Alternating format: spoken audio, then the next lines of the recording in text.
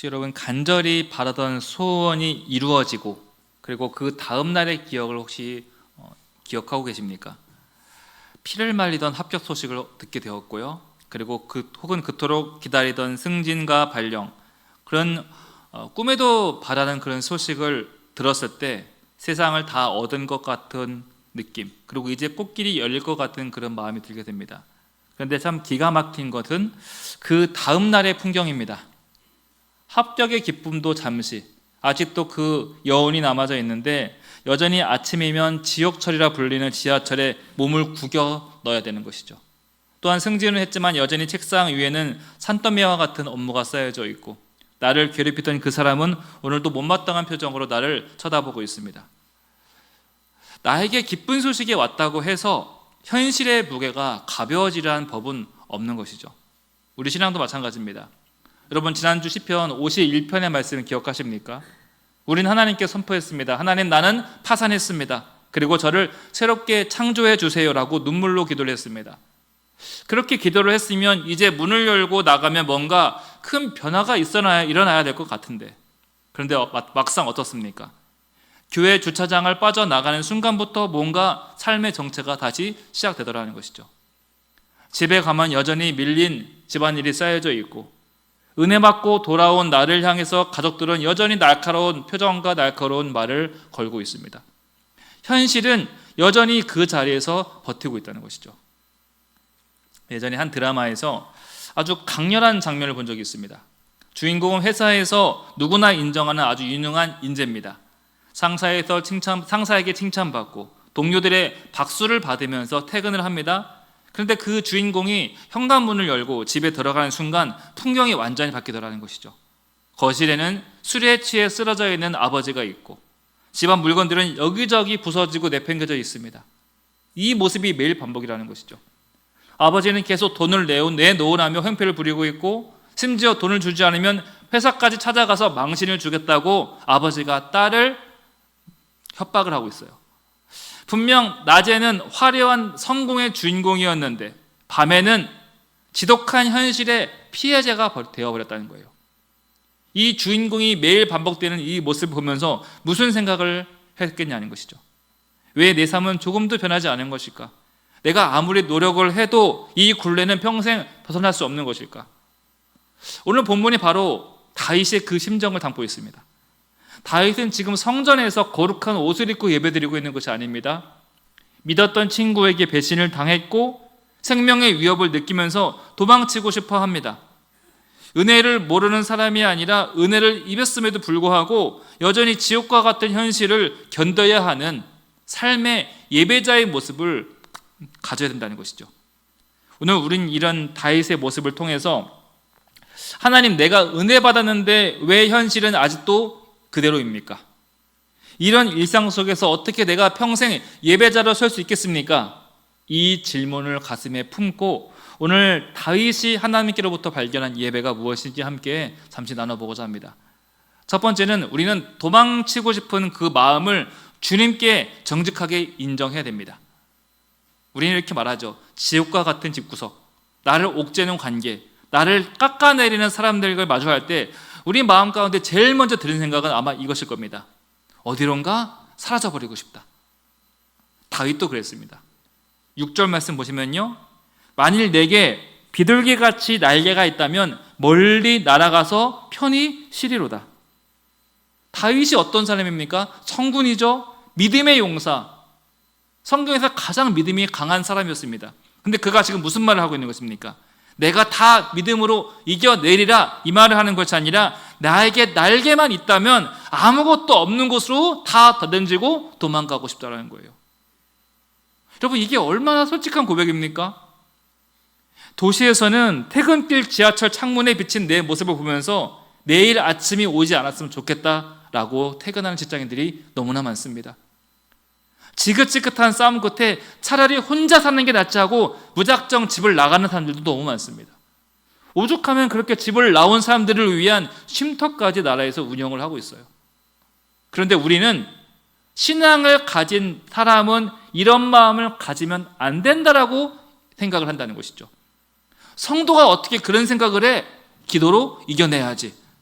그래서 우리는 하나님 앞에서 신앙의 포장지를 겹겹이 두르고 있는 거예요. 그리고 주님께 나와서 기도를 하죠. 주님, 오늘도 평안을 주시니 감사합니다. 오늘도 우리에게 호흡을 주시고 살게 해주셔서 감사합니다라고 기도는 하지만 속마음은 뭐예요? 하나님, 저 오늘 정말로 죽을 맛입니다. 저도 그런 거래요. 주님, 저 이번 주는 도무지 설교를 하고 싶지가 않습니다. 말씀이 눈에 한 개도 들어오지 않고요, 손 하나 까딱하기 싫습니다. 저 역시도 이럴 때가 있습니다. 그럼에도 신앙의 포장지를 두르고 목사의 옷을 입고 또 강단에 오르고 새벽에 눈을 뜨고 성도님들을 대하고, 그럼 다윗은 지금 하나님 앞에서 그 포장지를 다 찢어버렸다는 거예요. 하나님, 저 지금 하나도 평안하지가 않습니다. 8절 보십시오. 7절에서 날개가 있다면 했고 8절에서 속히 도망가서 이 폭풍우를 피하고 싶다. 솔직한 내 속사정을 숨기지 말고 하나님께 다 꺼내어 보여도 된다는 것입니다. 우린 하나님 앞에 거룩하고 정결한 모습으로 포장하지 않아도 된다는 거예요. 만약 우리 아이가 밖에서 친구에게 맞고 왔다고 생각을 해보십시오. 그런데 이 아이가 하는 말이 엄마, 나 괜찮아요, 원수를 사랑해야죠라며 억지로 미소를 짓고 있다면 여러분, 부모의 마음이 어떻겠어요? 그걸 대견해낸 엄마는 세상에 한 명도 없을 것입니다. 가슴이 찢어지죠. 차라리 엄마 품에 가슴을 묻힌 다음에 엄마, 걔가 나 때렸어, 나 학교 가기 싫어 하고 엉엉 울어야 부모 마음은 차라리 편합니다. 하나님도 마찬가지라는 것이죠. 하나님께서 우리에게 원하시는 예배는 강한 척 연기하는 것이 아니라 하나님께 내 모습을 있는 그대로 알려드리는 거예요. 주님, 저 그래도 참아볼랍니다. 원수를 사랑하라 하셨죠? 그 말씀대로 해보렵니다. 이것이 아니라 주님, 너 지금 너무 힘듭니다. 너무 아픕니다. 저 오늘 너무나 출근하기 싫습니다. 저 사람 얼굴 너무나 보기 싫습니다. 숨고 싶습니다. 어쩌면 믿음 없어 보이는 이 한마디 외침이 하나님께서 원하시는 상한 심령의 예배라는 것이죠. 여러분, 우리가 솔직하게 탄식하는 것은 결코 불신앙이 아닙니다. 오히려 하나님을 진짜 나의 아버지로 믿고 있다는 가장 강력한 증거가 될 수 있다는 것이죠. 따라서 오늘 이 밤 도망치고 싶은, 때로는 숨고 싶은 여러분들의 마음을 억지로 누르지 마시고, 날개가 있다면 멀리 날아가고 싶다, 그러한 절규로 주님께 있는 그대로 내 마음을 놓아드리는 것, 그것이 바로 우리 자녀의 자리라는 것이죠. 하나님께서는 우리의 그런 정직한 비명을 너 왜 그러냐, 고작 그 정도냐라고 나무라지 않으시고 자녀의 시름을 있는 그대로 들으시는 우리의 좋으신 아버지 되심을 믿으시길 바랍니다.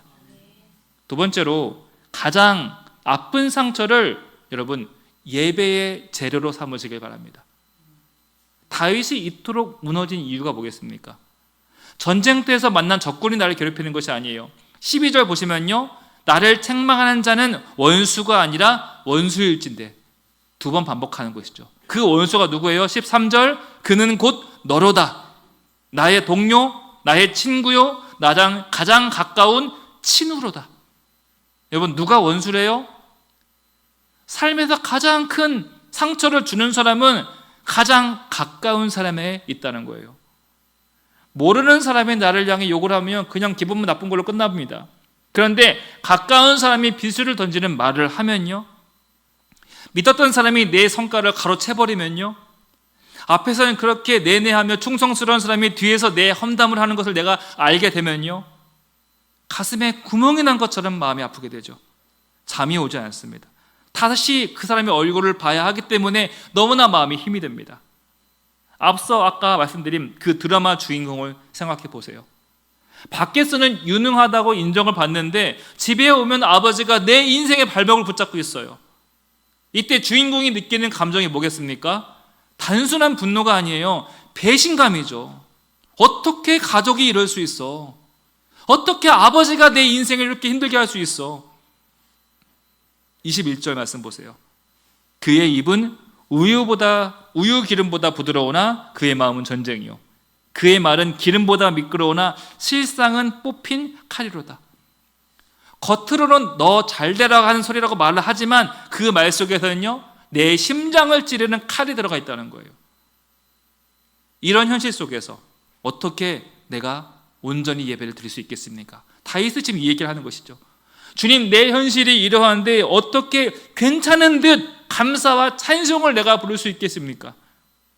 여기서 다윗이 보여주는 것은요, 바로 이 모습입니다. 내가 거룩한 척, 정결한 척 하는 것이 아니라 그 모습을 있는 그대로 고발하고 있다는 거예요. 다윗은 이 지옥과 같은 배신감을 혼자서 마음에 쌓아두지 않습니다. 17절에 아주 구체적으로 나오죠. 17절 말씀, 저녁과 아침과 정오에 내가 근심하며 탄식하리니 여호와께서 내 소리를 들으시리로다. 다윗은 기도를 합니다. 근데 어떻게 기도를 해요? 근심하며 탄식함으로. 여러분, 기도가 무엇입니까? 점잖은 고백이 아니에요. 대표 기도하듯이 최대한 언어를 절제해서 하는 그런 것은요, 우리 개인적인 기도가 아닌 거예요. 기도란 하나님께 내 아픔을 가져가는 것이고 내 속상함을 탄식함으로 근심을 다 쏟아내는 것입니다. 하나님, 저 사람 입은요 우유 기름 같은데 막상 엄청난 칼이에요. 제가 오늘 그 칼에 맞아서 피가 철철 나고 있습니다. 제발 제 마음 좀 알아주세요. 주님께서 저 사람 좀 어떻게 좀 해주세요. 어떤 분들은 그렇습니다. 성도가 돼가지고 사람 미워하고 일러 바치면 되겠냐, 인내하고 참아야지. 무슨 소리입니까? 하나님이 있는데 왜 참아요? 여러분, 참다가 화병 걸리는 겁니다. 주님께 가서 쏟아내지 않으면 어떻게 돼요? 결국은 폭발하게 되는 거예요. 안 그러면 분노가 나를 집어삼키게 되는 것이고, 그것이 다른 사람에게 가면 다른 사람에게 칼을 휘두르게 되는 거예요. 하지만 하나님 앞에 내가 그 상처를 있는 그대로 가져가면 놀랍게도 내 안에 도끼가 사라지게 된다는 거예요. 여러분들을 잠 못 들게 하는 그 사람의 그 표정, 그 사람의 그 말 한마디를 오늘 여러분들의 예배의 재료로, 기도의 재료로 가져다 쓰시라는 것이죠. 하나님, 내가 저 인간 때문에 참 한숨도 못 잤습니다. 그 근심과 그 탄식이 가장 뜨거운 예배의 제물이 된다는 것이죠. 주님께서는 여러분들이 상처를 다 치료하고 깨끗한 옷을 입고 예배 자리로 나온 것을 원치 않습니다. 아프면요, 아픈 모습 그대로, 배신당했다면 배신감을 입은 그 모습 그대로 나오라는 것이죠. 그렇다면 우리는 주님께 와서 무엇을 예배할 수 있겠는가? 지금 우리가 이렇게 도망가고 싶습니다. 내 마음 상태가 이러합니다. 그렇다면 주님께 와서 내가 무엇을 해야 되겠는가? 세 번째로 우리가 해야 될 것은요, 내 인생의 짐을 하나님께 토스하는 겁니다. 우리 22절 말씀을요, 한 목소리로 한번 읽어보겠습니다. 22절, 내 짐을 여호와께 맡기라. 그가 너를 붙드시고 의인의 요동함을 영원히 허락하지 아니하시리로다. 여기서 맡기라라는 말은 뜻은요, 점잖하게 건네다는 뜻이 아닙니다. 성경 원어 보면요, 내 던지래요. 내 짐을 나에게 내 던져라, 이렇게 표현을 하고 있습니다. 만약 여러분 손에 아주 뜨거운 숯덩이가 올려졌다고 생각을 해보십시오. 여러분 어떻게 하시겠습니까? 내가 이것을 어디다 둘까 고민하고 계속 들고 계시겠어요? 아니면 바로 여기저기 막 던지겠어요? 바로 그렇다는 거예요. 여러분, 하나님께서 우리에게 원하시는 예배란 내 손을 태우고 있는 그 고통의 짐을 하나님께 던지는 것, 그 자리로 나아오는 것, 그것이 바로 예배라는 거예요. 내가 들고 있는 것이 아니라 내려놓고 내던지고 하나님께로 넘기는 것, 그것이 성경이 정의하고 있는 하나님을 향한 상한 심령의 예배라는 것이죠. 겨울철이 되면요, 저는 배구 경기 보는 것을 좋아합니다. 배구 경기 한번 생각해 보십시오. 상대팀에서 시속 100km가 넘는 강한 공을 스파이크로 공격을 합니다. 그럼 그 수비수는요, 그 공을 피해도 점수를 뺏기게 되고 못 받아도 점수를 뺏기게 됩니다. 수비수의 선택은 딱 하나밖에 없습니다. 나를 향해 오는 공을 피하지 말고 손으로 튕겨서 우리 팀에게 토스하는 거예요. 여러분, 아주 간단합니다. 내가 공격하는 게 아닙니다. 띄우기만 하면 수비수의 역할은 다 끝난 겁니다. 수비수의 역할은요, 공을 강하게 넘겨서 이기는 것이 아니라 우리 편에게 그냥 띄워주기만 하면 되는 거예요. 그렇게 내가 세터에게 공을 띄워주면 그때부터 그 공은요, 내 역할은 끝난 것이죠. 세터와 공격수의 역할로, 공격수의 책임으로 넘어가는 거예요. 지금 여러분 삶에, 우리 삶에 날아오고 있는 여러 가지 배신, 가난, 질병, 여러 가지 스트레스라는 강력한 스파이크가 날려올 때 여러분, 내가 있는 그대로 다 감당하는 것이 아니라는 거예요. 일단 피하지 말고 공을 받습니다. 근데 어디로 보내요? 어디로 보내요? 하나님께로 내던지라는 거예요. 하나님께로 토스하라는 겁니다. 하나님, 이 공 제가 해결 못합니다. 주님께 보낼 테니 주님이 책임져 주세요 하고 높이 던지는 것, 그것이 바로 예배의 능력이라는 거예요. 그래서 이 예배의 신비를 아는 사람은요, 예배 드리는 동안 할 수 있는 대로 다 하나님께 넘겨버려요. 이걸 아는 사람은요, 예배에 최대한 최선을 다합니다. 모든 것을 다 짜내서 주님께 다 넘기고 갑니다. 그렇게 주님께 토스하는 순간 누구 일이 돼요? 이제부터 주님의 일이 되는 거예요. 우리가 무거운 짐을 지고 버스를 탑니다. 근데 버스 안에서도 그 무거운 가방을 지고 있으면 어떻게 되겠어요? 얼마나 그게 미련하고 힘이 들겠습니까? 무거운 짐은 버스에 그냥 내려놓으면 되는 거예요. 그럼 버스가 그 무게까지 감당하면서 그대로 달리게 되죠. 버스 입장에서는 내가 들고 있으나 바닥에 내려놓으나 똑같습니다. 근데 우리는요, 너무나 예의를 차립니다. 혹시나 주님이 무거워서 못 드실까 봐 드리지 못해요. 주님께 염치가 없어서 미안해서 걱정돼서 이런 기도 해도 되는 것일까 싶어서 내어드리지 못한다는 거예요. 여러분, 우리 인생 하나님이라는 버스에 탔다면 그 여러분들의 모든 짐을 그분 앞에 다 내려놓으시길 바랍니다. 하나님은 오늘 우리에게, 여러분들에게 짐을 잘 드는 사람이라고 부르지 않으신다는 거예요. 너 짐은 참 잘 드는구나, 계속 일을 시켜야겠다, 이런 하나님 아니십니다. 오히려 짐을 잘 던지는 자녀, 짐을 하나님께 잘 맡기는 자녀에게 최고의 믿음의 자녀라고 칭찬해 주신다는 거예요. 주님, 이 문제 저는 풀 능력 안 됩니다. 주님이 받아주세요. 이 짧은 고백이 수천 마리의 재물보다 더 귀한 예배임을 기억하시길 바랍니다. 그리고 22절 후반절 약속 붙잡으시길 바랍니다. 그가 너를 붙드시고 의인의 요동함을 영원히 허락하지 아니하시리로다. 여러분, 신앙의 실력은요, 만약에 신앙을 점수화할 수 있다면 그것은 잘 버티는 것이 아니라 잘 맡길 때 점수가 올라갑니다. 점수가 언제 올라간다고요? 잘 맡길 때. 맡기는 순간 성경이 뭐라고 해요? 그가 너를 붙드시고. 이 말씀 붙잡으십시오. 이번 한 주 세상 가운데 아주 강력한 스파이크가 날아올 때마다 당황하지 말고 하나님께 토스하시길 바랍니다. 내 짐은 여전할지라도 나를 붙드시는 하나님의 손에 있음을 믿고, 우리가 믿고 나아갈 때 우리는 결코 요동치 않게 된다는 것이죠. 말씀을 맺습니다. 우리가 기도를 마쳤다고 우리 등 뒤에 날개가 솟지 않습니다.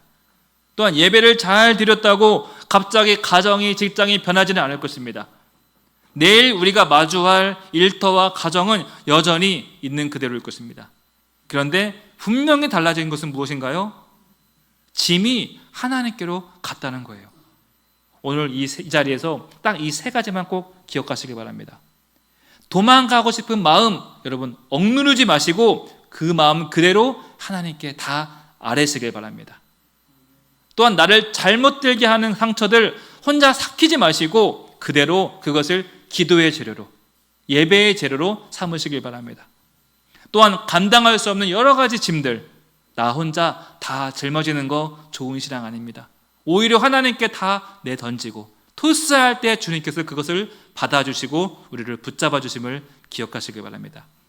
이번 한 주, 그리고 우리의 모든 남은 인생들이 내 짐을 대신 지고 가시는 주님의 등을 바라보며 안심하며 함께 걸어가는 삶의 예배자가 되시길 주님의 이름으로 축복합니다. 우리 말씀 기억하시면서 우리 찬송가 337장 함께 다시 한번 부르면서 우리 기도의 시간 갖도록 하겠습니다.